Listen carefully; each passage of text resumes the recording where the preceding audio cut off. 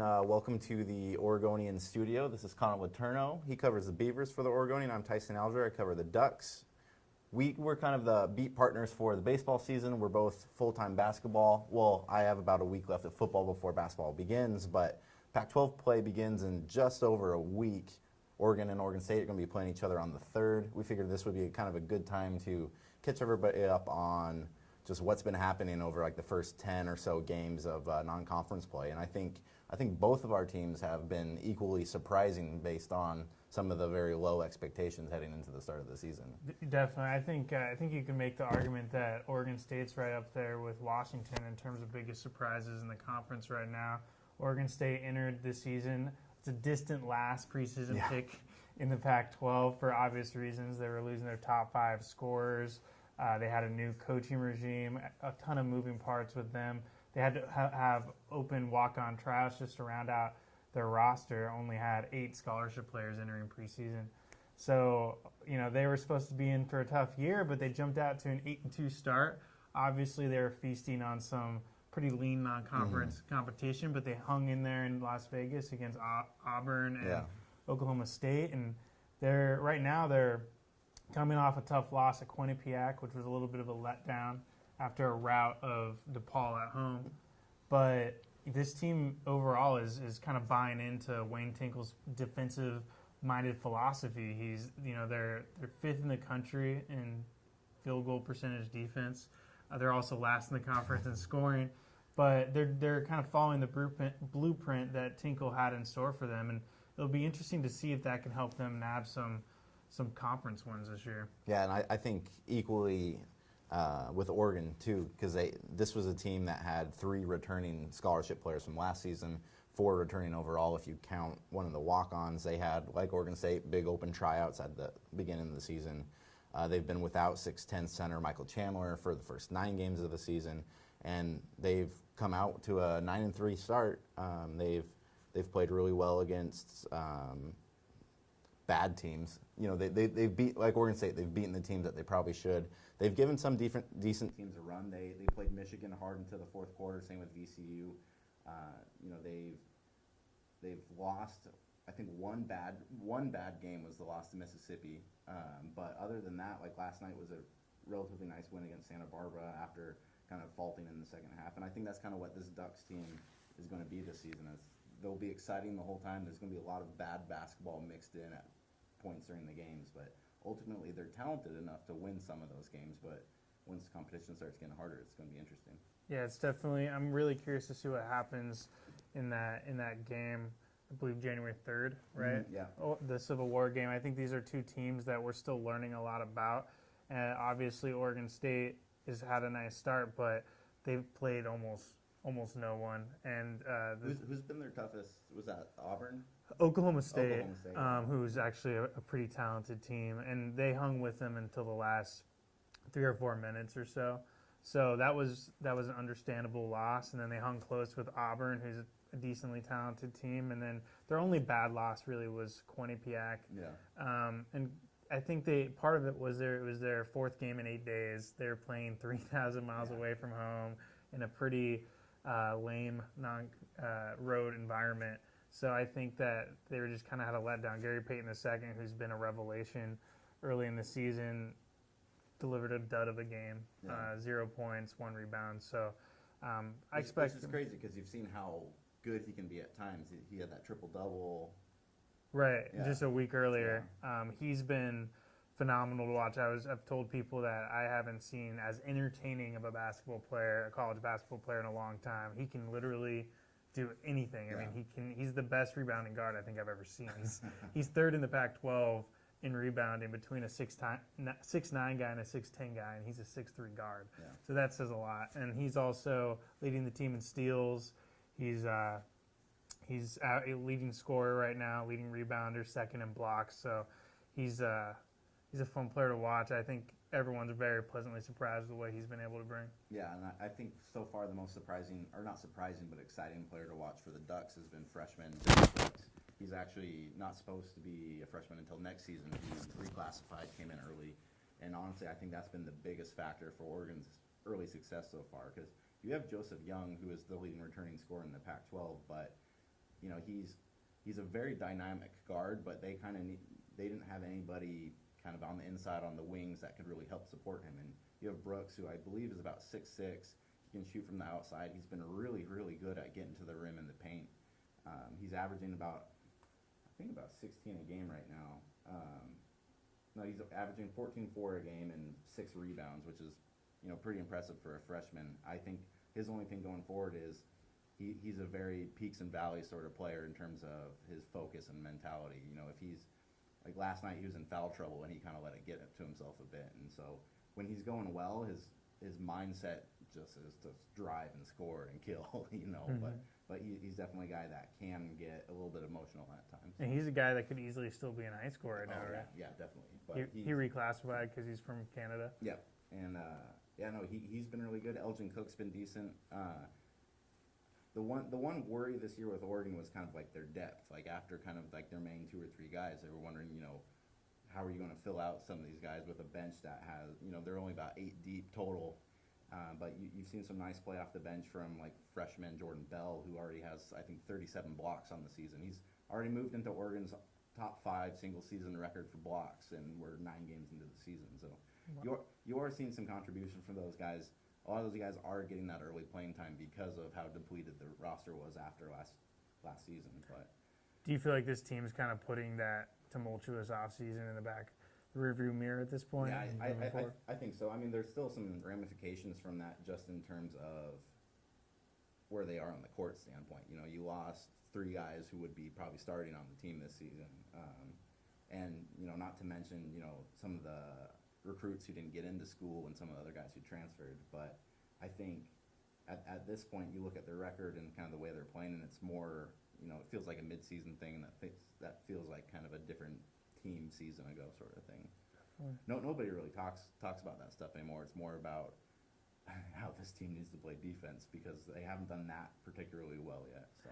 And that's the one thing that Oregon State has done well. I feel like that's probably the easiest thing for a new coach to come in and emphasize with, especially a roster that might not be the most talented, is like, hey, we can't score points that well, but we can play hard defense. Has that kind of been Tinkle's kind of mantra towards this team? Definitely, and I think part of the reason they're playing such good defense is because they honestly know that it's the only way they can hang in games. Whereas last year, maybe mentally they didn't buy in as much, partly because they knew that they could kind of outscore a lot of teams. But this team knows it's the only way they're going to win games, and I give credit to Tinkle's staff because I've gone to practices and he's so detail oriented. He stops every play, it seems, and goes over exactly what they need to do defensively. He really gets into that minutia of coming off screens and all that kind of stuff. Whereas I didn't see that in Robinson's regime at all. Robinson wasn't a great defensive coach, in my opinion, and it's been interesting looking at the stats because it's literally an inverse of last year's stats.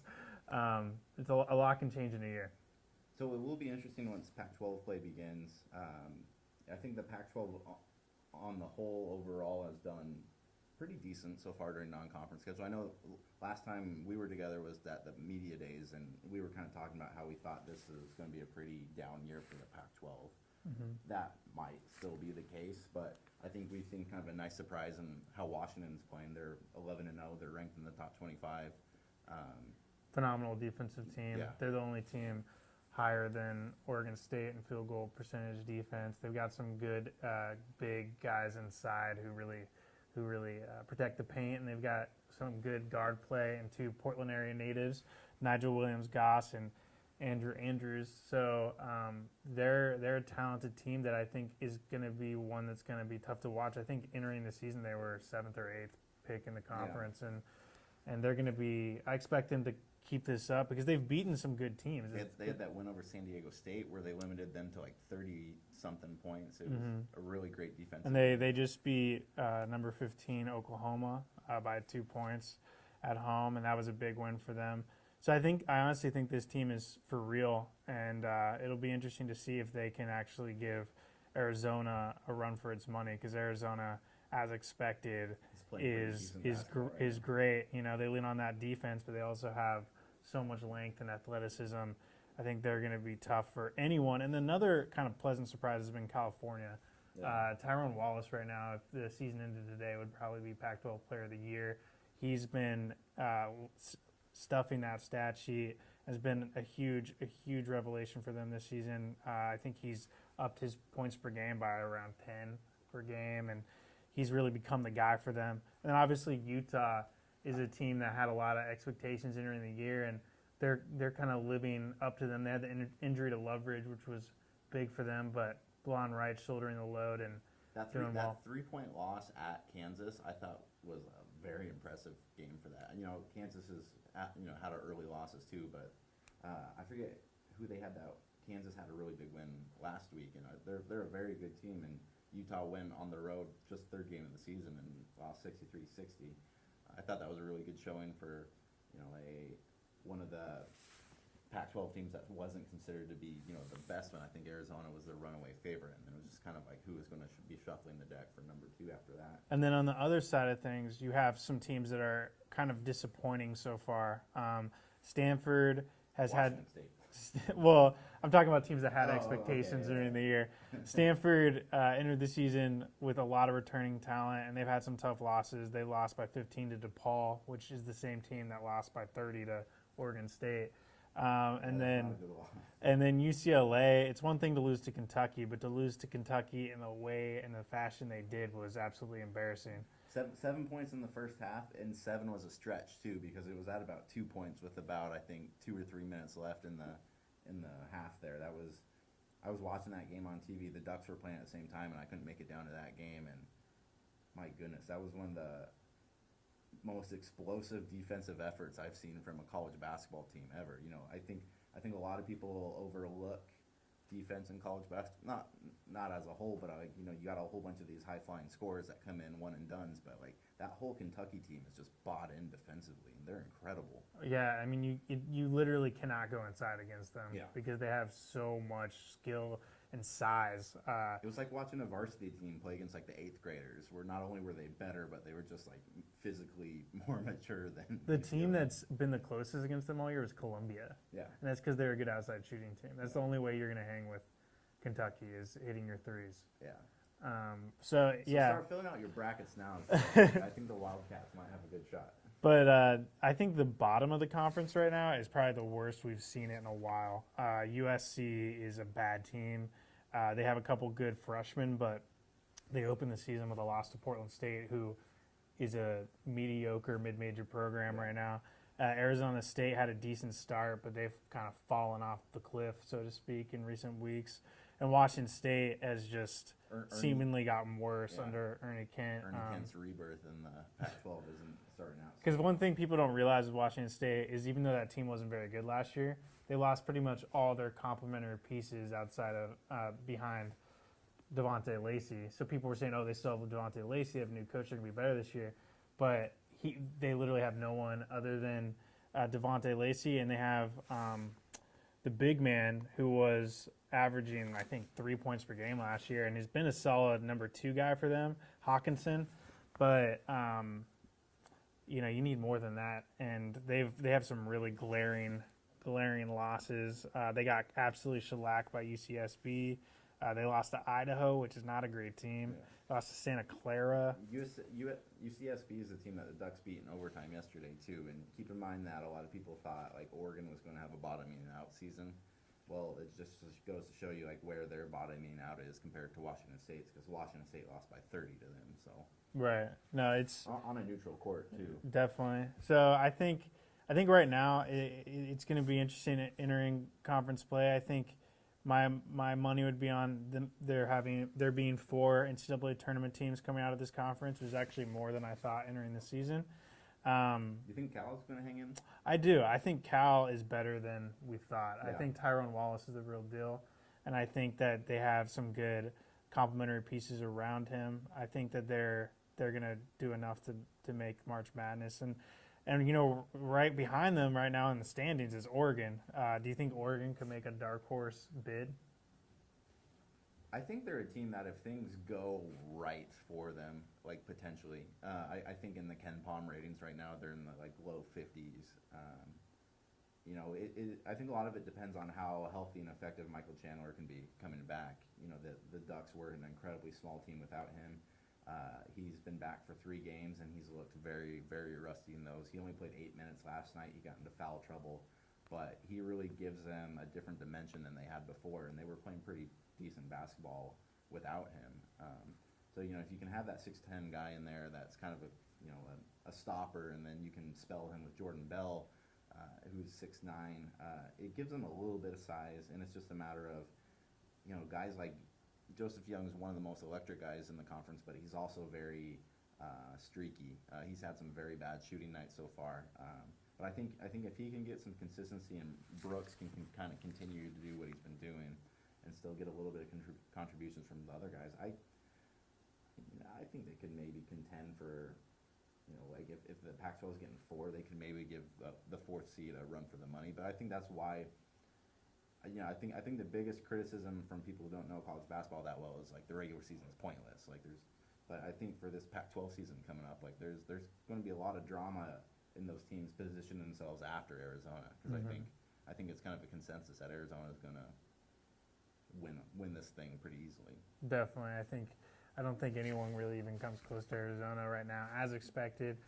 In terms of Oregon State, this is a team that I get flack from fans and readers because in my preseason preview I had them winning 5 games total. In fairness, I wrote that the day after they lost an exhibition to Western Oregon. But they've won 8 games already, and I think that if they can continue this kind of defensive-minded blueprint, that they can steal maybe 5 or 6 games in conference. They should pick off Washington State, Arizona State, them and USC probably. I think they can beat USC. And I wouldn't be surprised if they stole 1 or 2 games that they really shouldn't win, like a Colorado or maybe an Oregon. That's the thing about the Oregon team too, is I could see Oregon beating a team that's better than them, just getting hot, but I could also see them kind of imploding and maybe losing a bad game as well. Yeah, I mean, I think if Oregon State can shut them down defensively, that they can score enough to beat Oregon. Well, we'll find out awfully soon, January 3rd in Eugene. Is that correct? Yeah, it'll be in Eugene. Yeah, in Eugene. That will be the first Pac-12 conference game for both teams. Right. And it should be interesting, because these are definitely 2 programs that are in a place right now that I don't think a lot of people expect them to be in. I certainly didn't think Oregon was going to be this decent to start the year. I'm not going to call them good yet, but they're definitely much improved upon what I thought they could be. I also think that college basketball in general is a little watered down right now, just given the landscape and the early entries and all that. I don't think that Oregon maybe would have the record they have maybe 5 or 10 years ago, but that's a topic for another day. Well, anyways, we'll both be at that game January 3rd. We're going to start trying to do these videos just about maybe every week. We might miss one here coming up because kind of catching the tail end of football stuff. But this guy's going to be pretty busy in the next couple weeks. Getting my son on at the Rose Bowl. But make sure you check out all of our stuff on OregonLive.com/Beavers/Ducks. He's on Twitter at ConOregonian. I'm at Tyson Alger, and we'll be with you guys all season.